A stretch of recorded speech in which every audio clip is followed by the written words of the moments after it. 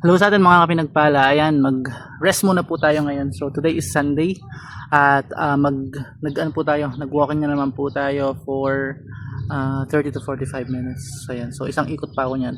And then before I go home, so share ko sa inyo itong verse na so sabi po dito sa Matthew 5:9 is blessed are those who work for peace, for they will be called the children of God. So those who are implementing wars, yan mga ganyan, o kaya yung mga magugulo.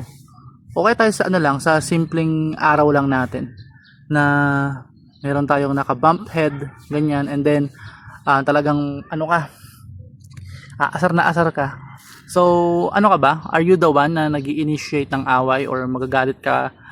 Syempre, initially, ang reaction natin is either kapag po kasi naka-experience tayo ng disrespect, ng pain, ng hurt, ang initial ano natin yan is magagalit tayo. And at the same time, syempre, away na yon, di ba?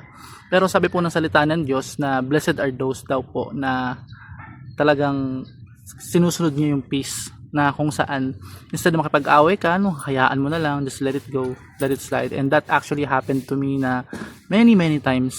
And the Lord is always teaching me na hayaan mo na lang, baka may pinagdadaanan lang na hindi maganda, baka mainit ang ulo, ganyan. So imbis na lumaki or tumindi pa yung away ninyo, is ikaw na mismo yung magpatay ng apoy. Buhusan mo kaagad ng tubig yung possible na apoy para ano yung magkaroon ka ng peace. Masarap kasi yung wala kang kaaway, wala kang kaalitan sa buhay, no? Kahit sino pa yan. Masarap yung wala kang dinadala sa dibdib at namumuhay ka lang ng pure and out of out of reverence sa ating Panginoon. So yun lang. And then ang pangako po ng Diyos dun is magiging ano po tayo, blessed are those who are peacemakers, sabi nga, because you will be the children of God. So kasi ang Diyos po natin is ang Diyos na mapagpatawad, mahabagin, at higit sa lahat is slow to anger. So yun lamang po, and God bless you, keep healthy. Ayan, so sabihin nyo